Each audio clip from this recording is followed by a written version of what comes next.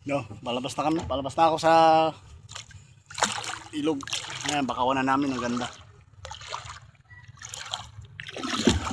So, medyo baha.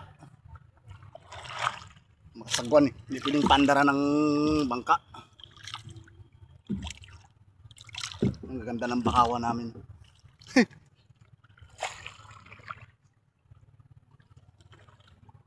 Yo, palabas na kami yan. Yan ang labasan namin. Yung mga gamit ko yan. Pang sisid.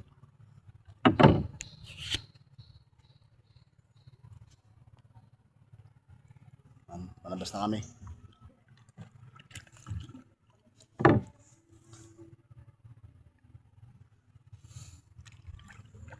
Yo, baha, tubig.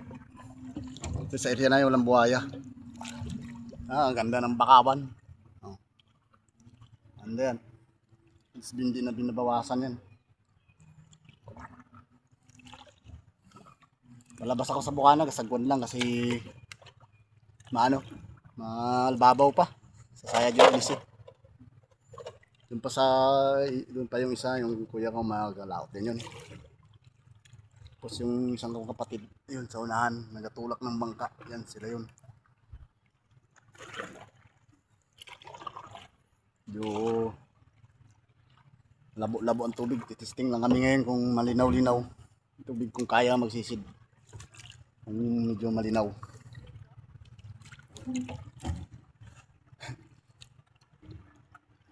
Try. Galing na kasi sa bagyo. Ilang araw din na hindi nakalaot. Kaya ngayon pa lang mag-testing. Medyo kalmada ko. Pero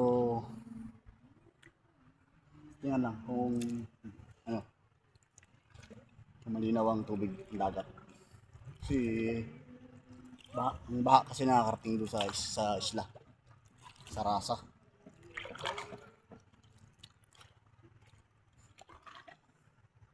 Ayan yung kuya ko na isa. Nagtulak sila ng bangka na bara. Hibas kasi. Pahibas pa.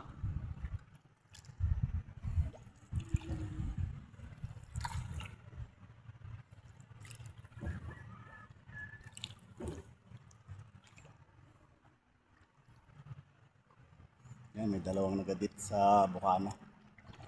Kasi hindi nila.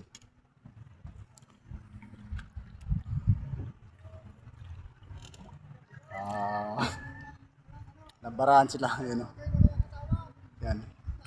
Isa rin yan vlogger. Kayaw-yaw vlog. Yan sila. Wow, siksi!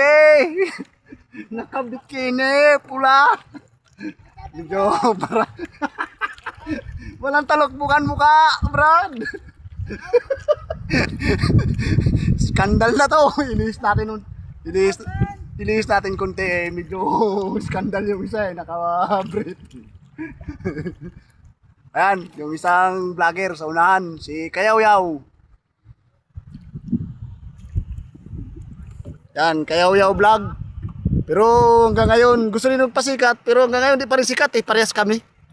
Na hindi pa rin sikat. Kasi gusto rin niya magpasikat, katulad sa akin, gusto ko rin magpasikat, pero hanggang ngayon hindi pa rin sikat Nakubad ka kasi magsuot ka ng pampers para magsikat ka. Nauna ako sa kanila kasi nabaraan sila ibas. So mamaya na lang ulit yung kadugtong, medyo mapalabas na baka mabasa ang cellphone ko. Wala akong pambili.